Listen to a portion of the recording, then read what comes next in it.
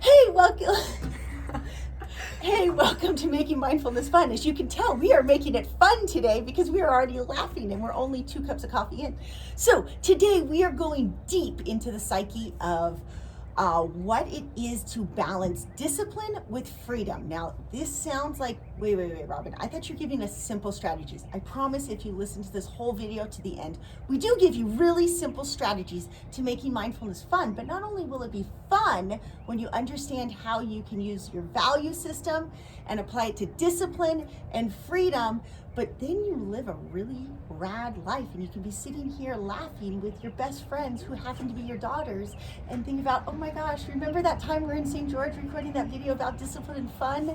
Yeah, so this video that you guys are about to watch is an excerpt from our Defy the Norm podcast. If you're not already subscribed to our Defy the Norm podcast, I recommend that you head over to Spotify, iTunes, Google, whatever your podcast player of choice is, and subscribe to our podcast because we don't put all of our podcasts on this channel, only an exceptional few. And I think you guys are really going to love this one, but if you want to hear more, you should definitely check out our podcast too. And if you're not a podcast person and you prefer to see people when they're talking, please make sure that you like this video, subscribe to our YouTube channel, and turn on post notifications because we try to put out a video every single day that teaches you how to make mindfulness more fun in fun, simplified ways.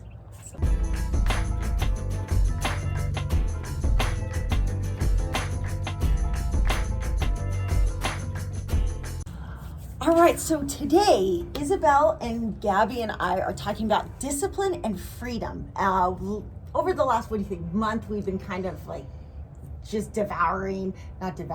binge watching, listening Jordan Peterson stuff. Yeah, I think for the last maybe 3 to 4 months, yeah. And, you know, he just came out with, what's the Beyond Order. Beyond Order are 12 More Rules for Life. And then the first book is 12 Rules for Life. And so it struck a conversation for us on like how important this balance between discipline and freedom is. And it's something that we've experienced or lived quite a bit in, like, there's this element of discipline, right, to our life that we had maybe when we lived more conventionally. We were very disciplined with how we ate, our workouts, our routine. I think discipline's also kind of a weird word because, I mean, we think we can be disciplined about anything, but they can be things that we're... I feel like discipline in its truest sense of the word, or purest, most ideal sense of the word, is that discipline is being routine about the things that we don't want to do rather than the things that are easy to do. It's easy to be disciplined about things that are easy. Yeah, and I think in Jordan Peterson's book, the reason he appeals so much to a certain demographic, which tends to be men in their like 30s and 40s often, or 30s and 20s and 30s, I guess, is because it takes so much first to like show, we said like your dad, to show up like your dad and to be self-sacrificing and to have a job that even though it's hard and it makes you tired, it provides for your family, and to make sure you can put your kids on club soccer, right? And there's this element of like, that's discipline. And we know from the lifestyle we've lived for so long that like, well, but there's no freedom there. And there's this balance. So like step one is just like, how do we show up in, let's cover that. Like how do people have so much trouble just showing up in discipline first when...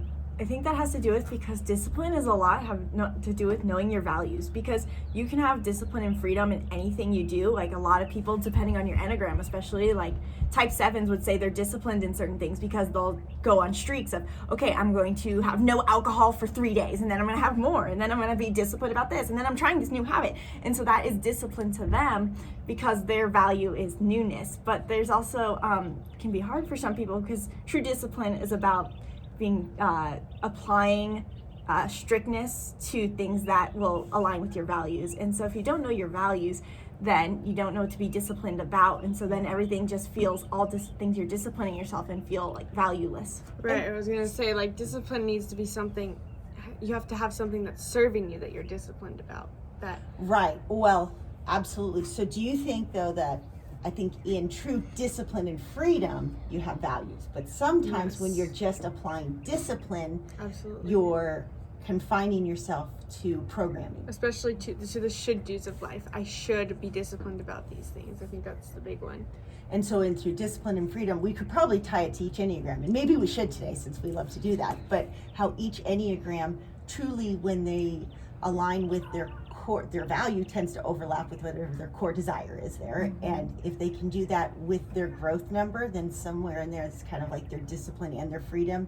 Say like, for me, in some ways as a type 8, my discipline is actually like searching that challenge, and my freedom comes when I can do it with more compassion. Well, and really quick before you dive into that freedom part, I wanted to say how discipline, and I said this, that you have to do something that's difficult for you. I think there's a sense of mental control that you have to have, because I think sometimes, like, why would I be disciplined, especially if we're talking about enneagram 7s? I think that's a bigger focus for them to first master this part, because I think discipline is about proving to yourself that you have control over your own thoughts.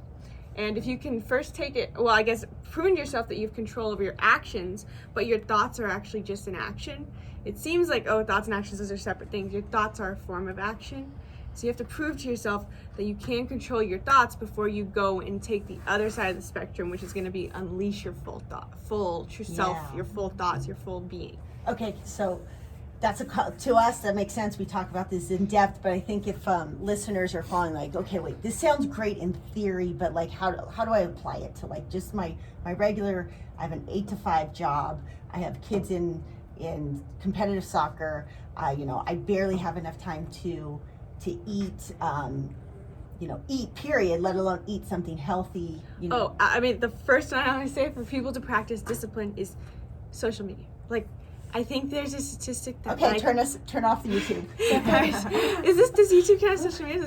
But that's true. It's not as much. I mean, I know I've heard a statistic that teenagers spend on average 6 hours a day on social media, and I know adults don't have nearly that much amount of time. But I think there's probably 3 hours, I would guess, something like that, and you can get a lot done in very little amounts of time. So whatever it is that you know that you should be striving for, and so let's just say, as a generic one, we could say meditation, because meditation is something I think we all know we should do, but we always say we don't have time, it's too boring.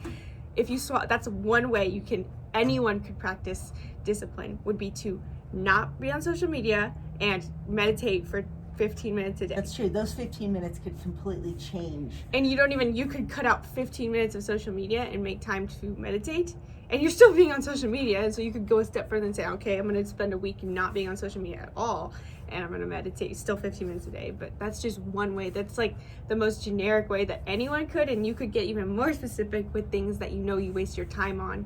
Like, you could add on a layer of watching TV, or add on a layer of, I don't know. Like doing it's a type 9 thing, like doing the useless hobbies of like tasks. Like there's this huge type 9 thing that instead of doing the thing that they're supposed to do, they're gonna like, oh, I'm gonna go clean the shower, redust my book cabinet for an hour. You've read A Playful Life. Actually, a lot of my old blogs, I used to always use the dishes thing. Dishes were a waste of time, a waste of my day. I didn't care. Once I let the dishes pile up through the whole day, it freed up so much time to like go play with you guys and have fun.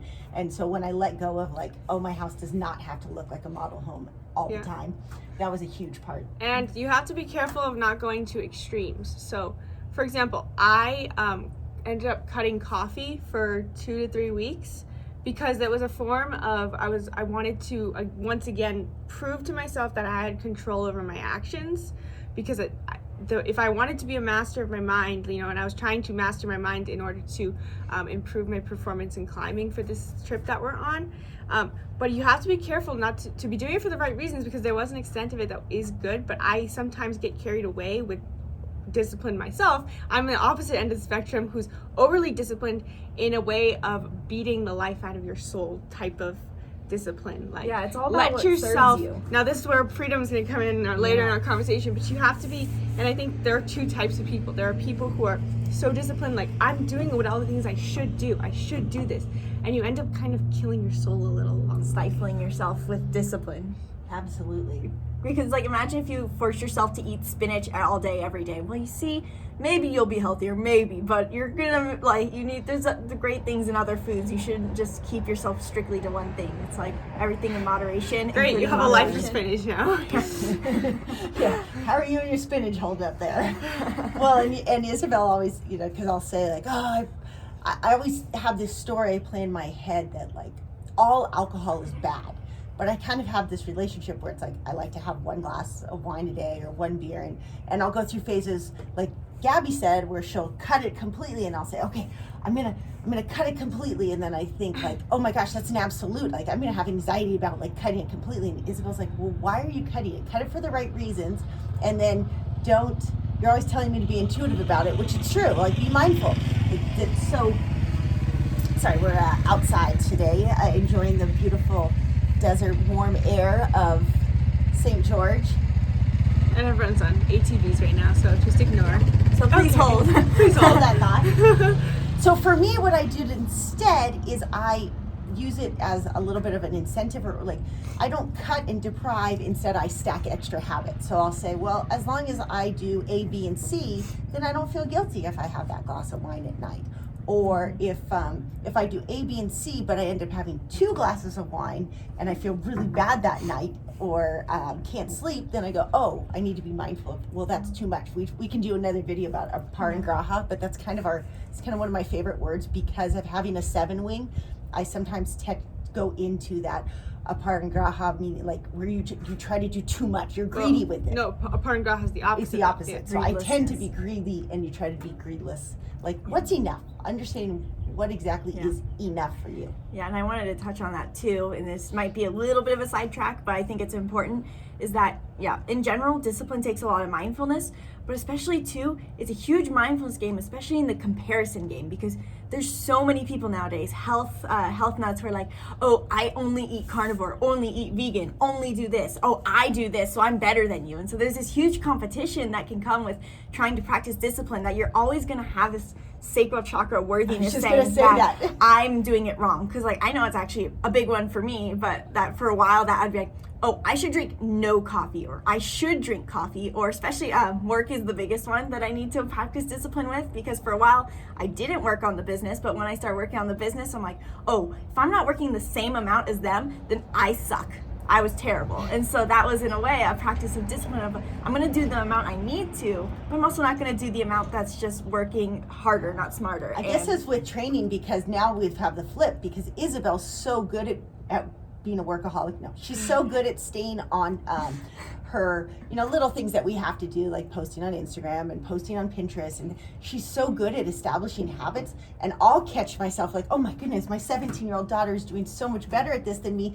But when I say that, I go, yeah, but I chose the value of being a good mom today, or I chose a value of, connecting with my husband. I have to. So there's no right or wrong in the end. And it's just awareness of that, what you need, that you're in the right. Yeah. And at that time in your life, it might change. Yeah, it's exactly, I totally. think the sum up is that you have to be disciplined for the right reasons. That's the general overall, which requires mindfulness to reflect on what is it that you really need, what is the right thing that I should do in my heart, not what I should do compared to what society says I should do. Mm-hmm. Absolutely. And for some people, maybe listening, or if you have kids that you're struggling with this, there is some level of norms that we do need to absolutely implement. We do need to do like some norms as far as like being polite. Well, I mean, we're talking in some of Jordan Peterson's first book, it's just things like, hey, you need to be self-responsible. We absolutely, that level of like, sometimes our conversations probably go a step deeper than what a lot of people are dealing with, like simple self-responsibility of like, cook your own food, make your bed, clean up your room. Mm-hmm. Right. There's definitely that element of discipline that we have a baseline foundation that we're not straying from. We're totally saying we need that, but when that becomes self-sabotaging, when you go from self-responsibility to self-sabotage, Absolutely. is where I think Jordan Peterson's second book comes in to say like, hey, okay, we've got order. We have some of these like military style habits that make it so that the military can do its job. But sometimes you got to bring in SEAL Team 6 and add some chaos. That's true. Yeah, I guess that's quite the metaphor. I think that's what he was going for, especially when he was talking to Jocko. It's like you've got to be, and in a way, it's crown chakra. It's that we have to own our individual piece of the puzzle. Like we have to know what our shape is. We have to know, do we have a straight edge? Do we have 2 straight edges that make us a corner? Do we have totally jagged round edges everywhere and it's hard to fit us in sometimes? but we're still a part of that puzzle, Right. nonetheless. It's like you are responsible. Once you have to first develop the discipline, because the second part of the chaos and the creativity, you have to be responsible for maintaining that monster. Yes. So I wanted to lead that into a little bit of numerology talk, because there literally is a numerology. Now, we haven't, on Making Mindfulness Fun YouTube, we haven't talked a lot about this. I think I've touched on it on the Defy the Norm podcast a little bit, but numerology, do you want to give a real quick overview of what numerology is? It's your astrology, but based on your birth date. Yeah, so numerology is very, like, coincides with astrology. A lot of people into it. Astrology know about numerology, but basically you have a numerology number, a lot like the enneagram, how you have a personality type, but it's dependent on what your birthday is. That's why it's a lot like astrology. So you add up your birthday, your day, month, and year you were born. You add those numbers up and simplify it, and that creates your numerology number. And these are reoccurring numbers that have been shown consistent over the past couple of, past years, centuries, whatever, but that make a personality, and each number depends. So based on what numbers you get as you add up your birthday, each of those numbers have traits that are coinciding with it. For example, there's numbers 1 through 9, and I'm a 1910 based on my birthday. And number 1 is confidence and creativity. That number controls that. Whereas if you were, if you had a number, I'm a 36-9. And when they say 36-9, they're saying 36 is one number. That's their first product So I'll that tell they you my birthday. added together. 7/6/1976. So I add up 7 plus 6 plus 1 plus 9 plus 7 plus 6. That gives me 36. So 36 are your gateway numbers, essentially. And this is the numerology developed by Dan Millman. There are different variations of this, Right. but this one is where you have those two gateway numbers, and those are your different peaks along your path to your highest self. path to growth. Your path to growth. And then when you bring those two products to reach your final product of adding 3 and 6 together, you create 9, and that's your life purpose number. Yeah. So with that, because one of those, if you are a 32, 3 plus 2 is 5, or a 23, 2 plus 3 is 5. If you're a 32-5 or a 23-5, your theme is discipline and freedom, right? And we were saying how, we've been listening to Beyond Order. It's so the epitome of this numerology. We just saw this correlation, how, wow, it's almost, he probably might be It would be crazy. a 5 purpose number, because Yeah, because he could be a 1, you could also be a 1-4-14-5 or a 41-5. And so it's really interesting to see how sometimes these things play out. So we're going to touch a little bit on that, because I think this would be lots of different podcasts. We could go into each number. It's really interesting. Maybe I should run in and grab the book for the numbers. But a 3, do you remember what a 3 and a 2? So discipline and freedom's your 5, but what's your path to growth as a 3 and a 2? Yeah, so I believe, it's been a while since I've read the book, but I do remember the gist. They do overlap a lot with the enneagram, so you can't see where the enneagram is coming from in a way. And it's interesting because you can see this tendency that numbers have this universal meaning across many different centuries and centuries and centuries. I mean, probably thousands of years, not even centuries. Yeah. And before Isabelle describes that, think of it this way. This is what for me, because at first I was like, really, like early on astrology, you're telling me that the day I was born is why I'm wired this way. But if you start studying more about the stars and the energies from the stars, and if you think of it as an imprint, like the moment you're born, because I thought, well, isn't it going to be different? Like when my kid, one was induced, one was a C-section without infection. It's literally as they come into the world, that energy field is kind of imprinted like a stamp on them. And if, you can believe it, you cannot believe it, but if you choose to believe it and use it as another tool, it's pretty powerful. It really you see the correlation. Yeah, and then when you think of it in terms of numbers, people say that the universe speaks in numbers and frequencies. And that, it's really crazy almost if you think about the universe as this giant code. Like when you code a computer, like the Matrix.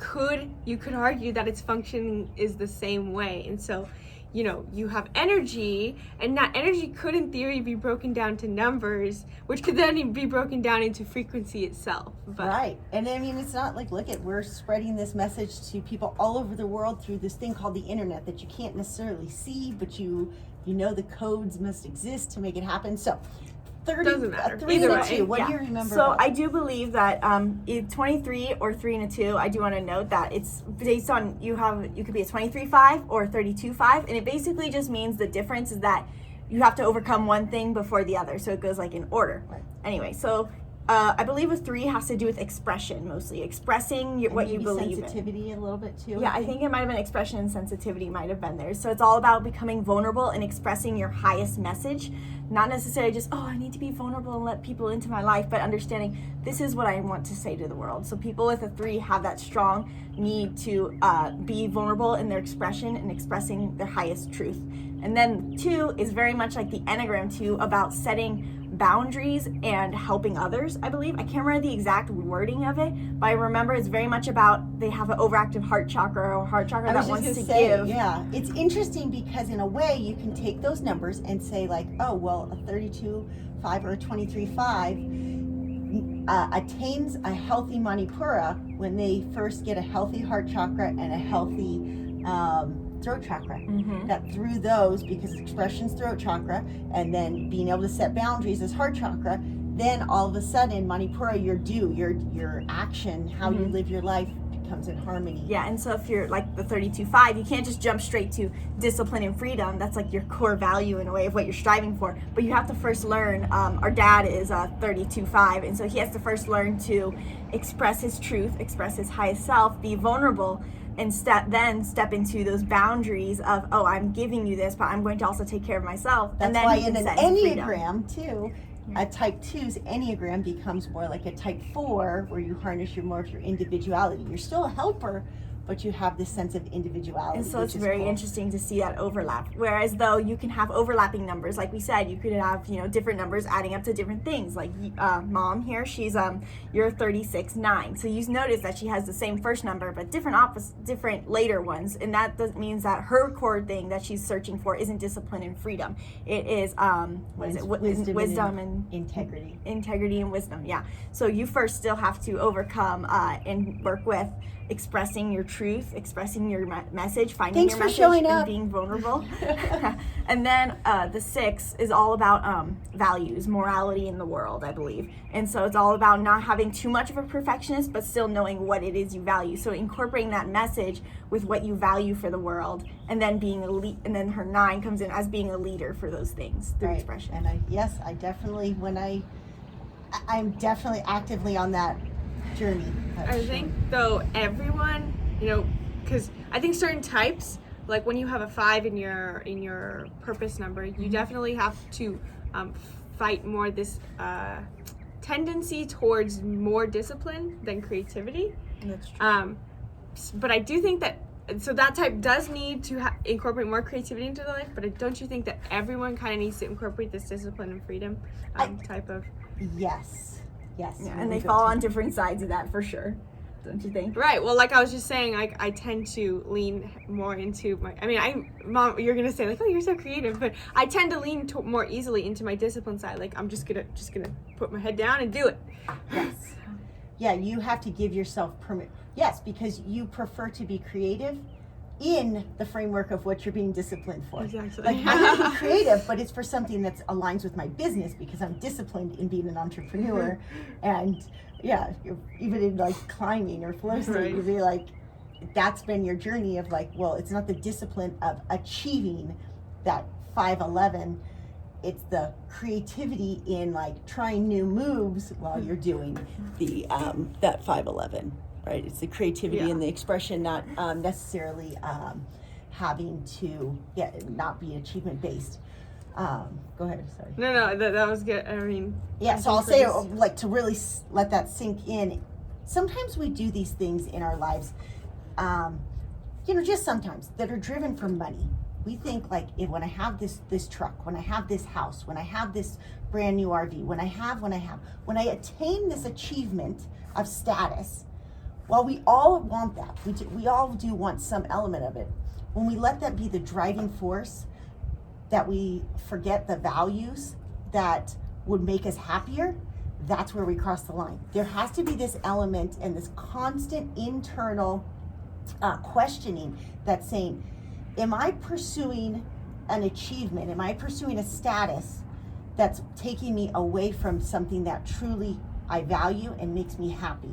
And where that line is for each person is going to be subtly different, but overall, there are very few people, I don't care how type 3 you are, there are very few people that are going to be fully their happiest expression of themselves by letting go of creativity and just being driven by achievement. That is the rat race mentality that one day when I have $1 million in my bank, when I have 3 sports cars, when I have a boat and an RV and this, when I take vacations every year to this place, yeah, those will all be great, but that's why they make movies on it all the time. While they get there and they're like, I destroyed my family along the way. I lost my love, the person I love so much along the way. It's trying to take each step each day and going, okay, I'm going to still pursue achievement. I'm going to use my discipline, but I'm also going to align with my value, what's most important, and make sure that there's some form of expression along the way. Yeah, and so like finding your values, like, you know, writing them down. We talked about this in previous videos. Like, guess what? We're going to talk about it in a lot more videos and podcasts. Sure. Guess what? It's about your values. Have you written them down yet? Last week on the podcast, we said write down your values and hang them up. I think, sorry, Keep going. Well, I was just gonna say that I know for me personally, like I always say, like I've been raised to be very mindful, but I still get confused by these things. I was actually trying to rewrite my values a month ago or so, and she's like, those are not your values, and I was like, thanks, that was nice. And I was like, I just spent 2 hours on this, but it did give me. Did I say it insight. with compassion at least? No, that's okay. Let's see. I should practice. Sweetheart, are you sure those are your values? Is that how I should have said it? I don't remember even saying Back it. to the point. But if you have trouble knowing your values, there's so many places you can start other than just looking at the 3,000 word list. And two of those ways is one, your enneagram, because your enneagram shows you your core desire. Like for me, knowing that I'm a 9 knows that I value peace, I value harmony. And this can play in negative or positive ways in my discipline. I could discipline myself and say, I should never want harmony and ignore my value, and then I'm just constantly frustrated. Or I could go to the other end and use it as a way to bypass and say, oh, I want harmony, so I'm just gonna avoid all my obligations. But it can be a negative way to put it. What I'm trying to say is, notice if you know your enneagram, notice how your core value is playing out throughout your day, and if it's how you want it to show up. So I have a good story with that, but you can go first if you want. I mean, mine's kind of a tangent. So. Go ahead, go tangent, I'll bring it back. Well, so we were talking about how you have, this rat race serves a purpose to an extent. And we can even look at, we just watched the documentary, The New Earth Era. Yes. And we can correlate that structure and that creativity equally as much as we can say the masculine energy and the feminine energy. And you have to first understand as a basic concept that we have both of these energies inside of us, whether you're a man or woman, and you have to incorporate both of these in to become your highest self.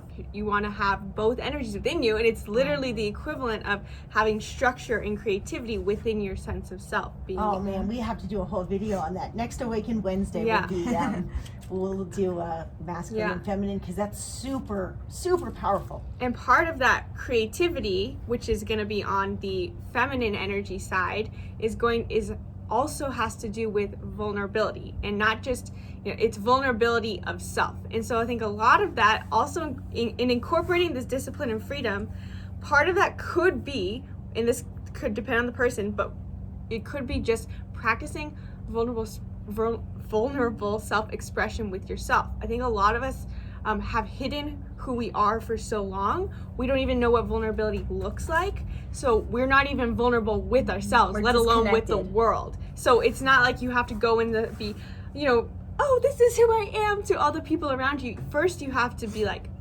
this is who I am to myself, and accepting that you are the way you are. A lot of us have such deep sense of unworthiness that we don't even allow ourselves to think of ourselves as worthy, which is why we're not able to be vulnerable with ourselves. We've repressed who we really are. Yeah. Well, okay, my story is going to bring you back in a different way. So, it's funny, though, that it ties in both of your guys' points, and I really need to bring on Victor and talk about this. So Victor and I, in some ways, a lot of us, because of me being a type 8 and him being a type 2, people would wrongfully say that I have dominant masculine energy and he has dominant feminine energy. And the fact is that we both have both, but finding ways to integrate them. It does seem like I'm a little bit more assertive, that is a masculine energy, and Victor's a little bit more compassionate, which is feminine energy. But at the same time, I have feminine energy that's like, oh, but I want you to hug me and hold me, and like I need someone strong to lift the jacks on the fifth wheel so that I don't get stuck here. So yes, those are the interplay of the two, of masculine and feminine. I'm saying them correctly. I want to make sure before I go on that I'm representing them correctly. Anyways, so we're on another climbing trip right now, and it's been hard for Victor to embrace our travels, as most of our listeners know, and it's been hard for him to embrace rock climbing overall. Yes. And so I had this huge expectation, or I tell myself that I need to just let him enjoy climbing. Just go climb, like just have fun with it. And so he'll do that. And I have this tendency to not just end right there, because I'm so challenge driven that I'm like, oh, awesome. So he had a great day, a great morning, I should say, of climbing, and my 8-7 messed it up, because I'm like, all right, awesome, we did that challenge, let's crack open a beer and like, let's talk business now. My brain, my enneagram, my core desire of challenger, and then being the 7 wing of like, all right, I challenge, let's have some fun now, is like totally okay with that. Well, as the helper, as a 2-1, like, wait, that's like, you just challenged me on the rock wall. I did good there. How dare you ask me for more challenge right now? Now you want to challenge my mind in like thinking business and stuff. So it was tying in that I just lived this a couple days ago, that I'm like, oh my gosh, I'm still driven by challenge, that sometimes you have to be like, it's okay to use your value for yourself, but you have to notice if you're applying your value on everyone else, and be like respectful. Wait, their value, that's been a hard process for me to be like, I can challenge you guys way more than I can challenge 3 other people in our family.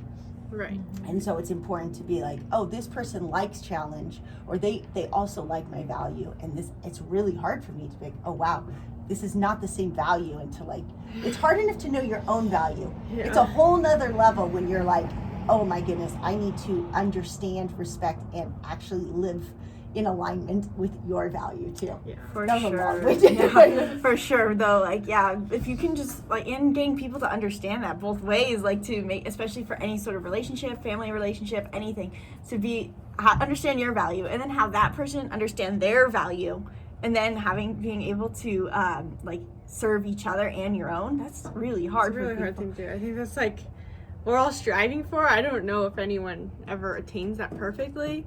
But as a parent, you can think about it a little bit in the messaging you're giving your kids. So before, when I was a horrible type 8 mom, and now I'm such a compassionate type 8 mom, I used to bribe Gabi with $20 if she got a yellow card.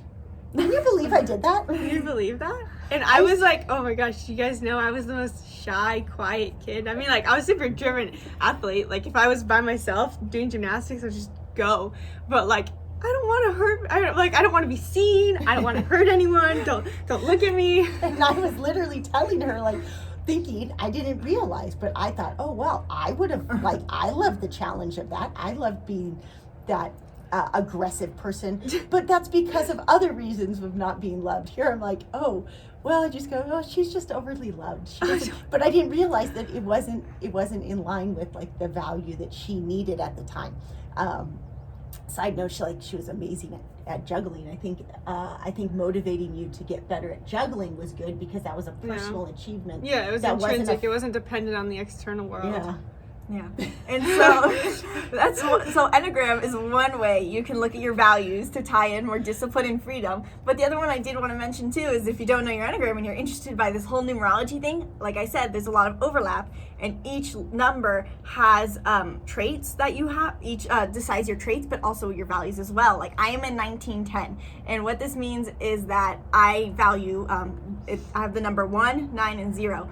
And 1 is confidence and creativity, and 9 is integrity and wisdom. And that means I basically need to show up every day with doing something to fulfill my confidence and creativity. And it's different though for other people as well. So noticing if you want to look into your numerology. The nice thing about numerology, unless your parents told you the wrong day that you were born, you can't mistype. Like everyone mistypes Enneagram. Easy to mistype. But you can't mistype this one. And so it really is, I didn't mean to interrupt you, but yeah, it really is a good starting point in understanding, like, even if your life path, your last number is overwhelming, starting with the first number. Like, unless you're a weird one like me, I only have one number. Yeah. Because I was born on like 111, or no, 11221. So I'm a 7, just a 7. That's all I have. I'm just 7. So she only gets to work on, what is it? I'm trust and openness.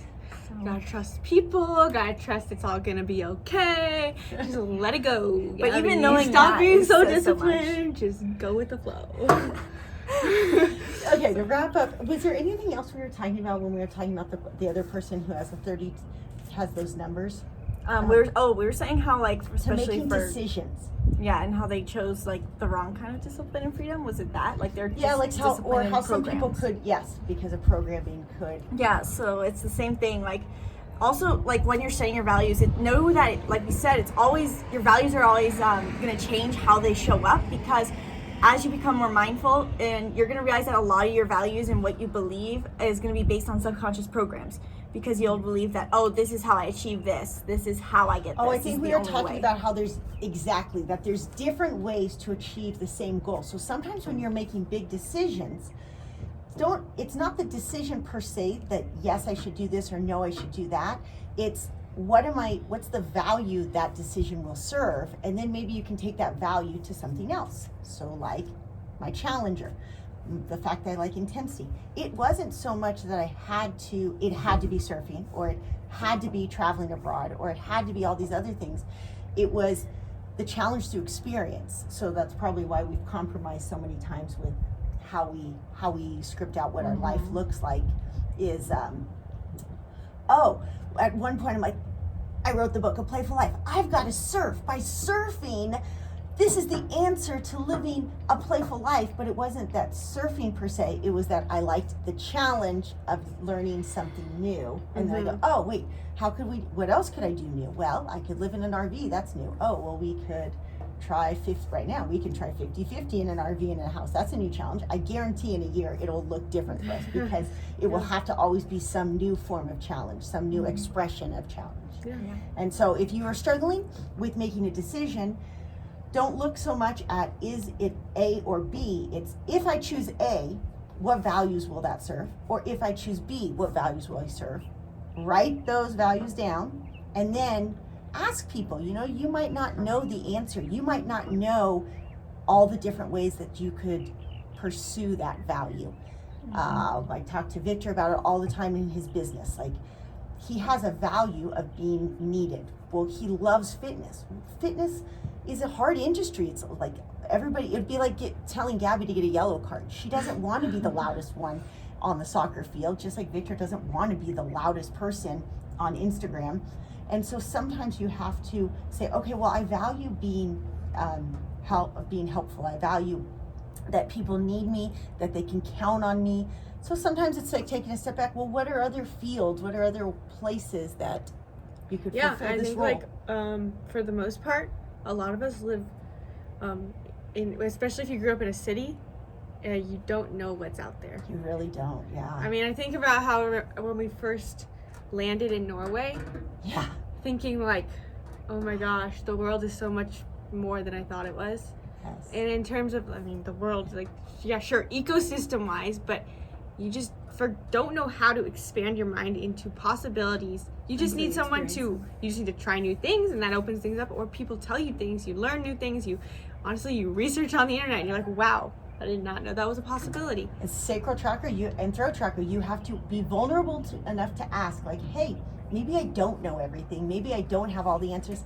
I'm thinking this, I'm feeling this. Anyone got some ideas on ways to do it? Now, unfortunately, sometimes that's opening a bag of worms and everyone's like, oh my gosh, you should totally do this. But, if you nurture yourself enough, then you can say like, well, let me just see what people have to say. I know for me, that's what I have to do sometimes, like ask like, what do you guys think? And I go, oh gosh, I'm gonna get so many opinionated people, and like, you should do this, you should do that. It's like, you feel like, oh, they're attacking your ego, like you're an idiot for not knowing this.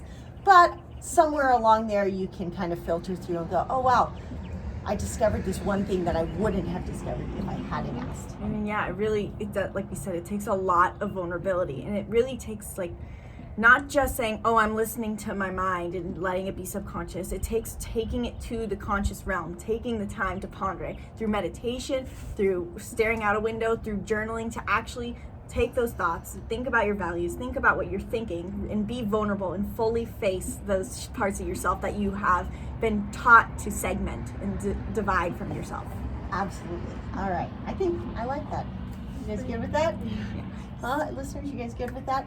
So if you are, remember, if you're listening on the podcast, be sure to subscribe, and we'd love if you left us a review.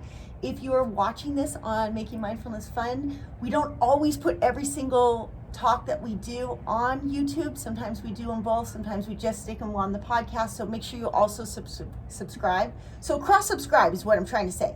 We've got YouTube, Making Mindfulness Fun, and we've got the Defy the Norm podcast, and you know us, we're always branching out into new platforms because... And leave a comment below if you're on YouTube and tell us what numerology number you got, because we'd love to hear. Awesome. Thanks, you guys.